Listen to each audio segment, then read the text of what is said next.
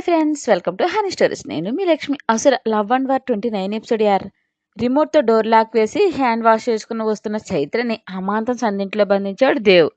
హఠాత్ పరిణామానికి బిత్తరపోయింది పాప. మెడవంపులో గాఢంగా కిస్ చేశాడు. ఏం చేస్తున్నావు? జాను చూస్తే అసహ్యంగా ఉంటుంది అని తత్తరపడింది. చిన్ను లేదు, కింద ఫ్లోర్కి వెళ్ళింది అని చెవి తమ్మి లాగుతూ మోకింగ్ వాయిస్తా అన్నాడు. దేవ్ శాస్ట్లకు చెంపలు రెడ్గా మారిపోయి వెచ్చని ఆవిర్లు కమ్మి మేను జర్కిచ్చింది. నున్నటి భుజం మీద తడి పెదవులు అద్ది ఏం చేశారే ఎంతసేపు అని చీరపళ్ళు తప్పించి సన్నగా నిలవంకలాంటి నడుము మడతల మీద సవరిస్తూ గరుకుగడ్డాన్ని వీపు మీద రుద్దాడు. నిలువెలా కంపించిపోతూ లీవ్ మీ అని కష్టంగా పలికింది.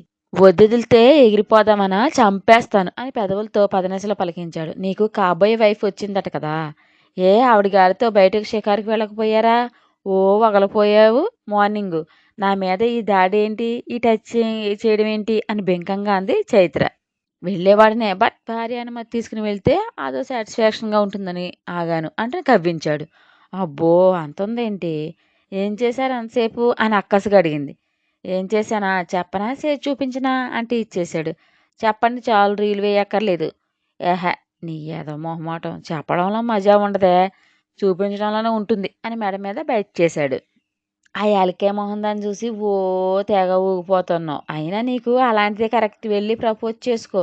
ఈ మధ్య తవికలు బాగానే వెళ్తున్నావు కదా అని ఒక తవిక విసరావంటే నీ కాళ్ళ దగ్గర కుక్కలా పడుంటుంది.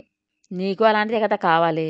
సెల్ఫ్ రెస్పెక్ట్ ఉన్న వాళ్ళకు వీపు వెనక తాటాకులు కట్టి 100 అంటావు, కొడతావు, తిడతావు అని కోపం బాధ మిక్స్ చేసి మాటల తోటాలను పీల్చింది. చిన్నగా నవ్వి తవిక కాదే ముద్దు పిల్ల, కవిత ఏది అను. కవిత. ఈ పిల్లకు మైండ్లో తెలివే లేదనుకున్నా, చదువు కూడా రాదే, ఓరు దేవుడా అని కవ్వించాడు దేవ్. టాపిక్ డైవర్ట్ చేయకు దేవ్ అని రేగింది. దేవేంటే? దేవ్ శివ అని పిలువు. ముందుకు తిప్పుకున్నాడు. దేవాన్స్ అని నొక్కి ఒక్కాడిస్తావు కదా అని వ్యంగ్యంగా అంది. నా మూడ్ ఖరాబ్ చేయకు, నువ్వు చేసుకోకు ఓకే. అసలే ఫుల్ ఫ్రస్ట్రేషన్లో ఉన్నా, వాయి కొడతా అని. కొందరు తిడితే మారుతారు, కొందరు దెబ్బ పడితే దారికి వస్తారు. బట్ నువ్వు రెండుకు లొంగకి మొండిగటానివి నాకు ఈ మధ్య తెలిసింది. సో నీలాంటి మొండిని ఎలా ట్రీట్మెంట్ ఇవ్వాలో నాకు బాగా తెలుసు. ఎక్స్ట్రాలు మానేసి మొగుడిని మురిపించి కొంగుని కట్టేసుకోవడం నేర్చుకో అని భుజాల మీద చేతులు అంచాడు దేవ్. నేను కొంగు కట్టుకోవడం బాగుంది వినడానికి, జరిగే ఉంటే చెప్పు, ఈ కాకమ్మ కథలు చెప్పకు అని చేతులు తోసింది. అరే ఉండనివ్వే, నీకెందుకే అంత దూలా దురద, బెండకాయలా మెటమెట్లాడుతున్నావు అని నవ్వి. నాకు గెలటం అంటే వ్యసనం, దానికోసం ఏమైనా చేస్తా, ఎంతవరకైనా పోరాడతా, ఏదైనా సాధించుకుంటాను. నేను కోరుకునేది నాది అని తెలిసాక ఎందుకు మౌనంగా ఉంటాను చెప్పు అని కళ్ళు ఎగరేసి నీ ప్రేమ బిగౌల్లో బంధించి కమ్మని ముద్దులు ముద్ర వేస్తూ నన్ను లాలించు. నీకు బానిసను కాకపోతే అడుగు. నాకు నచ్చనిది ఒకటే చైతు, మోసం, అబద్ధం. నిజాన్ని దాచి అది మోసం కిందే వస్తుంది, అది గుర్తుపెట్టుకో అని నవ్వుతూ వార్న్ చేశాడు దేవ్. గుటకలు మింగుతూ అదెలా అవుతుంది, నిజం చెప్పకపోవడం మోసమేమీ కాదు అని మొహం గంటుగా పెట్టింది. తెలాని రామలింగడి పద్యం చదివాక ఎటు తప్పినా మేక తోకే వస్తుంది. సో నిన్ను తిట్టినా కొట్టినా అన్నీ పగ సాధించాలని చేస్తే నష్టపోయేది మనమిద్దరమే, ఎవరికి నష్టం ఉండదు. ఎవరి రీజన్ వాళ్ళకు ఉంటే కొందరికి నిజాలు తెలియక అబద్ధాన్ని కొమ్ము కాస్తారు, మరి కొందరు పొరపాటుతో తొందరపడి తప్పుడు వేలో వెళ్తారు. ఒక్కోసారి ఆ తప్పు వల్ల మంచి జరుగుతుంది చైతుపాప, అది కూడా మనం గుర్తించాలి అని తన నుదుటితో ఆమె నుదుటిని ఢీ కొట్టాడు దేవ్. అంటూ పెదవి విరిచి ఏంటో తెలుగు పద్యాన్ని అరవంలో చదివి వినిపించినట్లుంది, ఏమీ అర్థం కాలేదు అని రాగాలు తీసింది. అర్థమైతే చిత్రం కానీ అర్థం కాకపోతే చిత్రం ఏముందే, అందుకే నువ్వు చైత్ర వెయ్యవు అని కొక్కిరించాడు. ఇప్పుడు నన్ను పొగిడావా తిట్టావా అని బొగ్గను వేలు పెట్టి మరీ థింకింగ్ పిల్ల. అందంగా నవ్వేస్తూ ఓసిన మబ్బు మరీ ఇలా ఉన్నావేంటే అని అమాంతం పైకి లేపాడు దేవ్. భుజాల మీద చేతులాంచి ఏంటి నీ అల్లరి, దించు అంటూ కాళ్ళు ఆడించింది. మెల్లగా కిందకి జారేస్తూ నునుపైన టమ్మీ దగ్గరకు వచ్చాక ఆపి తెల్లగా లేత తమలపాకులో ఊరిస్తున్న ఉదరాన్ని చూసి మోహితుడై గాఢంగా ముద్దు పెట్టాడు. ఓపలేని తీపి బాధ తనువంతా చేరి భుజం మీద గోళం దింపేసింది. మరో ముద్దు అద్ది మెల్లగా కిందకి దింపి నుదుటిన ముద్దు పెట్టి సారీ చెప్పి నీ బాధని పెంచలేను, కానీ క్షమాపణలు చెప్పే టైం వస్తే సిగ్గుపడకుండా చెబుతానే, ఇట్స్ ట్రూ అని చైత్ర తలని గుండెలకు హత్తుకున్నాడు దేవ్. లయబద్ధమైన హృది సవ్వడి, అమ్మ పాడే జోలపాటంత హాయినిచ్చి తన్మయత్వంగా కళ్ళు మూసుకుంది చైత్ర. వెన్ను నిమురుతూ కళ్ళు మూశాడు. మూసిన రెప్పల వెనక ఎన్నో దృశ్యాలు కదలాడాయి దేవ్కి. కొన్ని రోజులు వెనక్కి వెళ్దాం రండి. అమెరికా వేదాంత్ని తీసుకుని బయటికి వెళ్ళింది డాక్టర్ రోహిణి. ఒంటరిగా వేదాంత్ వెళ్ళడం నచ్చని మైకేల్ వెనుకే ఫాలో చేస్తూ వచ్చాడు. క్రౌడ్ తక్కువ ఉన్న ప్లేస్లో వేదాంతం తీసుకెళ్ళి చూపిస్తూ మాటలు చెబుతూ, అవును వేద్, నీకు నీ పేరెంట్స్లో అమ్మ అంటే ఇష్టమా లేక ఫాదర్ అంటే ఇష్టమా అని అడిగింది. అమ్మ అంటూ టక్కున సమాధానం వచ్చింది వేదాంత్ నుండి. నాకు అమ్మ అంటే చాలా ఇష్టం, బట్ తనకు నేనంటే ఇష్టం లేదు కాబోలు, అందుకే నన్ను వదిలి గాడి దగ్గరికి వెళ్ళిపోయింది అని పీలస్వరంతో అంది రోహిణి. తను ఫీల్ అవుతుందని అనుకున్నాడు కాబోలు ఓదార్చడానికి చేతిని పట్టుకున్నాడు దేవ్. ఆ చేతిని పట్టు బిగించి నాతో ఫ్రెండ్షిప్ చేస్తావా వేద్ అంటూ ఆశగా అడిగింది ఆమె. టక్కున ఆమె చేతిని వదిలేసి 2 అడుగులు వెనక్కి వేశాడు. చిన్నబోయిన మోముతో ఓకే ఫ్రెండ్గా అనుకోవద్దు, మొహం మడవకు, బట్ నువ్వు నాకు ఫ్రెండ్వే అని నవ్వింది. పెదవులు అలా విధి చిన్నగా నవ్వాడంతే. అబ్బో చాలా టిపికల్ ఈ మనిషి అనుకుంటూ, ఇంకేం దేవుని గురించి చెప్పు, మీ ఇంట్లో ఎవరెవరు ఉంటారు ఏంటి అని ఆరాలాగింది. నోటికి జిప్ వేసిన నోరు తెరిస్తే ఒట్టు సార్. అసలే చందన శిల్పంలో సన్నగా నాజూకులా ఉంటుందేమో. దేవుతో వాగేసరికి ఆమె ఎనర్జీ అంతా ఉష్కాకయ్యి అక్కడే ఉన్న బెంచ్ మీద కోల్పడింది. టెన్షన్గా వచ్చి వాట్ అంటూ పక్కనే కూర్చున్నాడు. వాటా అంటూ వేర్రి పుష్పం లుక్ ఇచ్చింది. తన ముందు ఎనర్జీ డ్రింక్ ప్యాకెట్ పెట్టాడు. తల ఎత్తి చూసి, మైకేల్ నువ్వేంటి ఇక్కడ అని ఆశ్చర్యంగా అడిగింది రోహిణి. మైకేల్ని చూడగానే తెల్లగా పాలమేగడలా ఉండేవాడు కాస్త ఎర్ర పండు కోతిలా మారిపోయాడు వేదాంత్. నేను ఏంటి అనేది పక్కన పెట్టు, వాట్ ఆర్ డూయింగ్ అని కరుకుగా అడిగాడు మైకేల్. పక్క నుండి పొగలు సెగలు కక్కుతున్న బొగ్గు ట్రైన్ అయ్యాడు బాబు. వేద్తో టైం స్పెండ్ చేద్దామని వచ్చాను అని నవ్వుమోహంతో చెప్పింది. వేదాంత్ ఏమైనా నీ ఫ్రెండ్ వెల్వేషరా, తన ఫేస్ అండ్ రోహిణి. అలా ఎలా ఒంటరిగా వస్తావు అని కోపంగా ప్రశ్నించాడు. మైకేల్ మాటలకు పిడికిలు బిగించాడు వేద్. నేను తనని పేషెంట్ అనుకోవడం లేదు, నా ఫ్రెండే అనుకుంటున్నా అని వేద్ చేతిని టచ్ చేసింది రోహిణి. ముందైతే విసురుకొట్టినేమో, ఇప్పుడు ఆ స్పర్శ ఎందుకో నచ్చి తన చేతిని పట్టు వదిలి ఆమె చేతిని తన చేతిలోకి తీసుకున్నాడు దేవ్. అసహనంగా ఎక్కువ ఎక్స్పెక్టేషన్స్ పెట్టుకోకు రోహిణి, తన అలా నువ్వు మారే ప్రమాదం ఉంది, వెళ్దామా, తనకు కౌన్సిలింగ్ ఉంది కదా అన్నాడు మైకేల్. నేను రాను అంటే మువారింపుగా అన్నాడు దేవ్. మైకేల్ ఏదో అనేలోపు నువ్వు వెళ్ళు, మేము ఒక ½ అవర్లో వస్తాము అందామె. కుదరదు, తనతో నేను ఒంటరిగా వదలను అని దురుసుగా అన్నాడు మైకేల్. మిస్టర్ మైకేల్, నీ హద్దుల్లో నువ్వు ఉండు, ఎక్కువ న్యూసెన్స్ చేస్తే స్వేర్ చేయను అంటూ యమ సీరియస్గా చెప్పాడు వేదాంత్. టెట్రా ప్యాకెట్ జురుతున్న రోహిణి కళ్ళలో సాటిస్ఫాక్షన్ వెలుగు తడుక్కుని మెరిచింది. రోహిణి కమాన్ అంటూ పట్టుదలగా అన్నాడు Michael. Michael please try to understand అని చాలా సాఫ్ట్ వాయిస్తో చెప్పింది. ఓకే, నువ్వు వచ్చే వరకు నేను బయట కారులో వెయిట్ చేస్తా అని విసవిసా నడుచుకుంటూ వెళ్ళాడు మైకేల్. వాడు నీ బాయ్ ఫ్రెండా అని విసుగు ప్రదర్శించాడు వేద్. తను నా కో డాక్టర్, బాయ్ ఫ్రెండ్ కాదు అని నవ్వింది.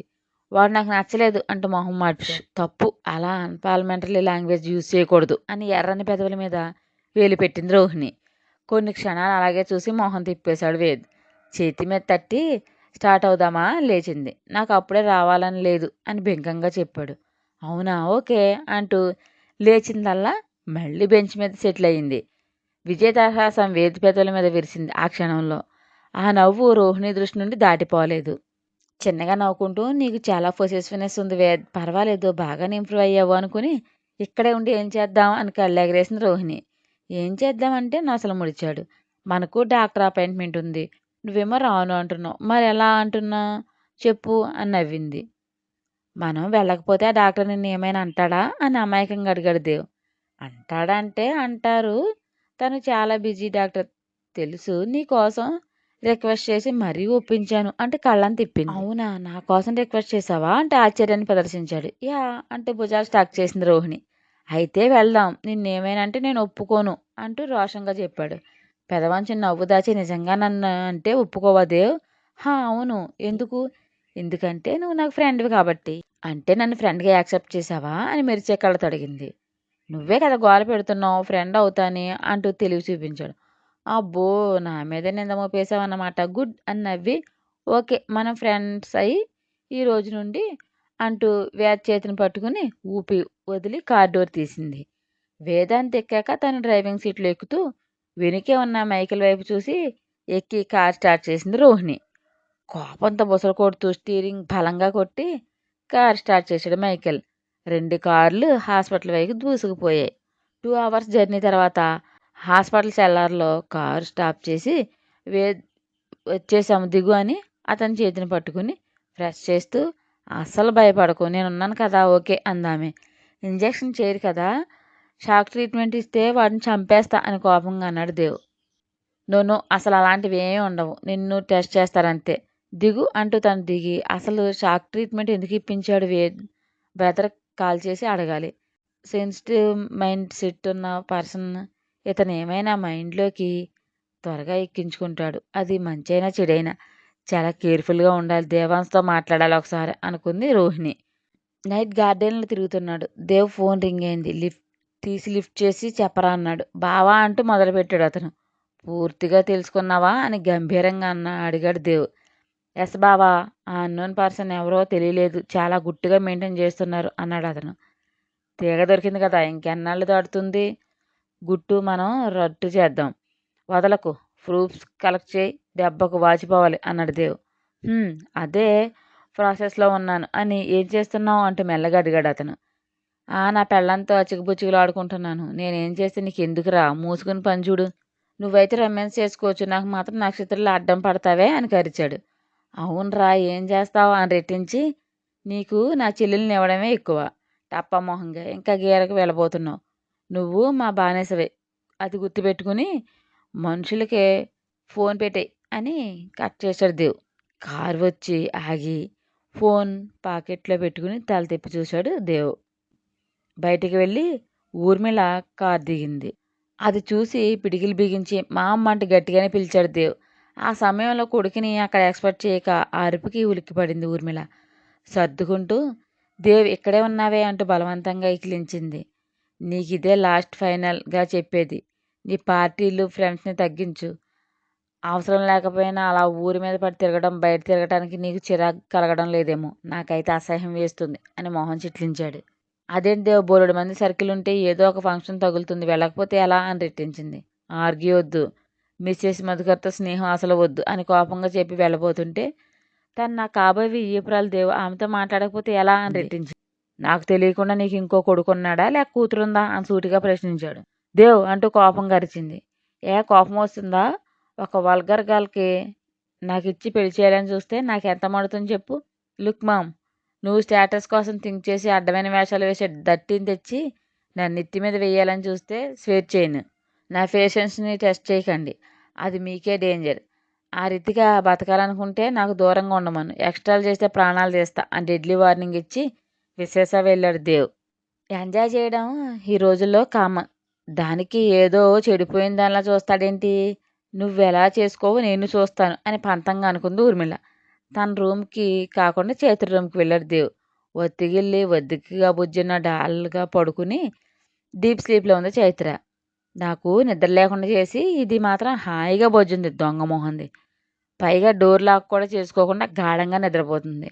ఒంటి మీద సోయి లేకుండా ఏం చెయ్యాలి దీన్ని అంటూ ఆమె పక్కన చేరాడు దేవ్. స్టోరీ మీకు నచ్చినట్లయితే ఒక లైక్ ఇచ్చి కామెంట్ చేయండి ప్లీజ్. షేర్ అండ్ సబ్స్క్రైబ్ చేయండి బడ్డీస్.